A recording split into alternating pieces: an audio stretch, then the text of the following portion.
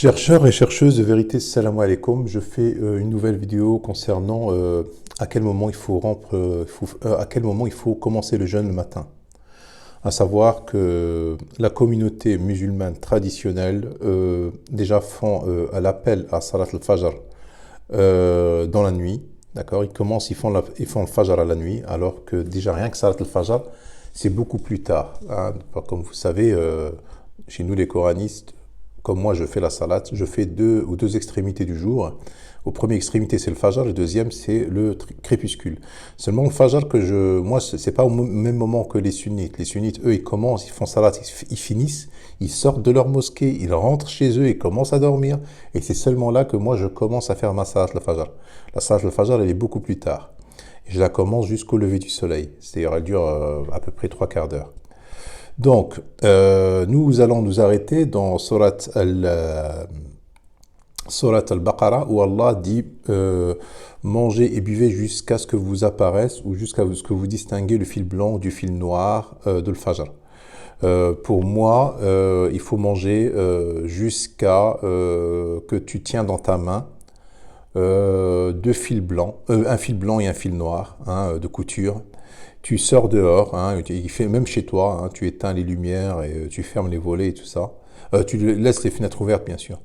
Et si tu arrives à distinguer le fil blanc du fil noir, c'est en ce moment-là qu'il faut arrêter de jeûner. C'est presque le jour, quoi. Bon, nous allons définir tout ça. Nous allons aller dans la sourate concernée.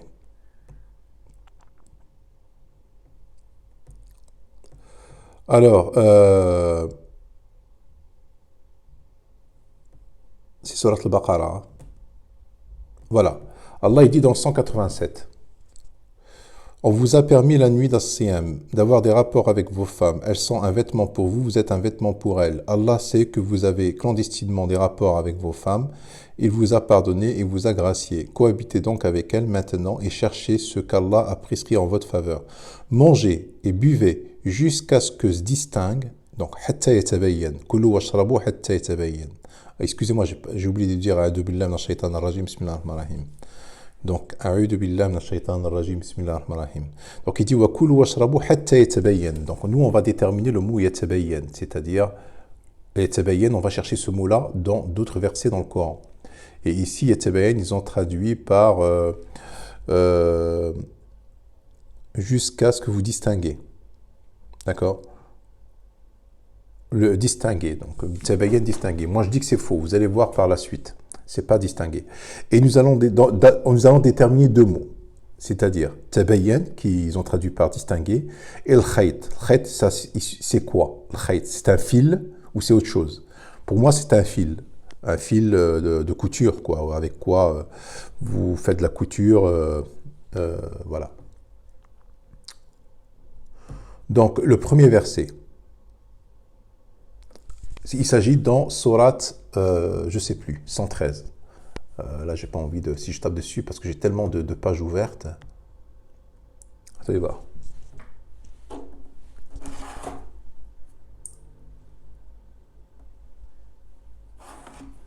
Alors, je sais plus. Donc, je crois que c'est Sourate... bon, allez voir, c'est 113.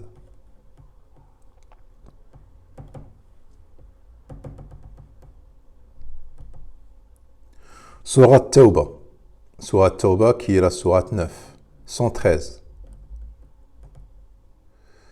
Allah, qu'est-ce qu'il dit sur Ibrahim? Abraham, par rapport à son père, il n'appartient pas au prophète. Alors, Abraham ne demanda pardon en faveur de son père qu'à cause d'une promesse qu'il lui a fait, mais dès qu'il lui apparut clairement. Donc, apparut clairement, c'est comme ça qu'ils ont traduit tabayyan. Tabayyan, ça veut dire jusqu'à ce qu'il lui apparaît clairement qu'il était un ennemi d'Allah. Il le désavoua. Abraham était certes plein de sollicitude et indulgent. Donc ici, tabayyan, c'est apparu. D'accord? On va dans un autre verset. On va déterminer le mot tabayyan.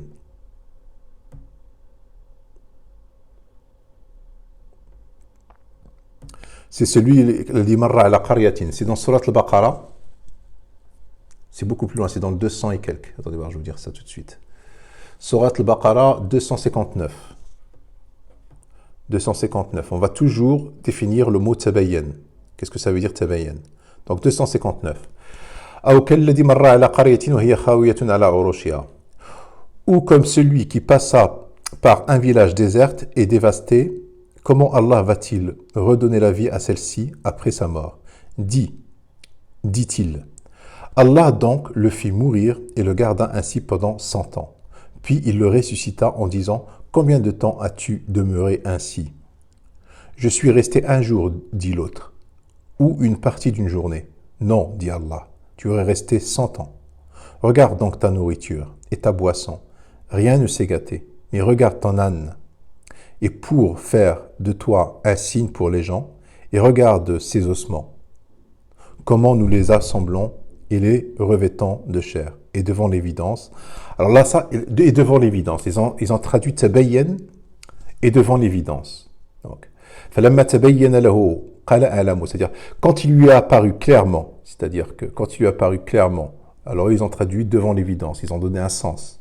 Donc, tabayyan ici, c'est quand tu sais distinguer, et tu sais, quand il t'apparaît clairement le fil blanc du fil noir, et quand tu peux distinguer du fil blanc du fil noir. Quand le fil blanc est évident et le fil noir est évident. Ça veut dire ça. Maintenant, nous allons traduire le mot al-khayt. Al-khayt, c'est-à-dire le fil. Pour ceux qui traitaient de mensonges nos enseignements. Donc, c'est quelle sourate ça? C'est le 40. Alors. C'est sourate al-A'raf. 40. Pour ceux qui traitaient de mensonges nos enseignements et qui s'en écartent par orgueil, les portes du ciel ne leur seront pas ouvertes et ils n'entreront pas au paradis que quand. Alors, ils ont dit le chameau, c'est pas le chameau, j'ai déjà fait une vidéo là-dessus. Al-Jamel, c'est le cordage, les gros cordages avec quoi on attache les gros bateaux. Hein, où on les arrime dans les ports. C'est ça le Al-Jamel. Al-Jamel, ce n'est pas le chameau, c'est le gros cordage. C'est quand ce gros cordage pénètre dans le chat d'une aiguille. D'accord? Donc, Fisam al-Khiyat, al-Khiyat il est là, al-Khayt, donc dans le Surat al-Baqarah il y a le mot Khayt, jusqu'à ce qu'il vous apparaisse, jusqu'à ce que vous arrivez à distinguer le fil blanc du fil noir. Donc le khayt ça veut dire fil, le fil avec quoi on fait de la couture, d'accord? Donc, dans le chat d'une aiguille. Donc, il s'agit donc al-khiyat, fisammi al-khiyat, donc c'est l'aiguille. Al-khayt, c'est ce qui rentre dans l'aiguille. D'accord? Al-khiyat, al-khayt, vous voyez, c'est la même famille. C'est comme si on divisait l'aiguille et le fil. L'aiguille, c'est le khiyat et le fil, c'est le khayt. C'est pour ça que dans Surat al-Baqarah, Allah il parle de al-khayt. Donc, il s'agit bien de fil de couture. Pour Surat al-Baqarah. On revient dans le 187. Dans le 187, Surat al-Baqarah.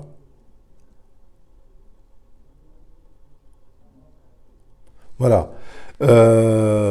حتى يتبين لكم الخيط الأبيض من الخيط الأسود من الفجر ثم أتموا الصيام إلى الليل.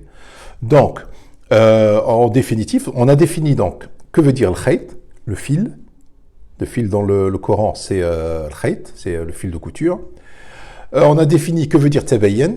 Tabayyan, ça veut dire jusqu'à ce que vous distinguez, jusqu'à ce qu'il vous apparaît clairement, vous faites la différence entre le fil blanc et le fil noir. Et donc, le verset est clair. C'est-à-dire que tu mets dans ta main deux fils, un fil blanc et un fil noir. Faites l'expérience chez vous. Hein. Le matin, avant de commencer à jeûner, vous sortez, il ne faut pas qu'il y ait de l'éclairage. Hein. Il faut que ça soit naturel. Vous sortez dehors et vous mettez un fil blanc et un fil noir. Si vous arrivez à les distinguer, ben il faut arrêter de manger. Salam alaikum.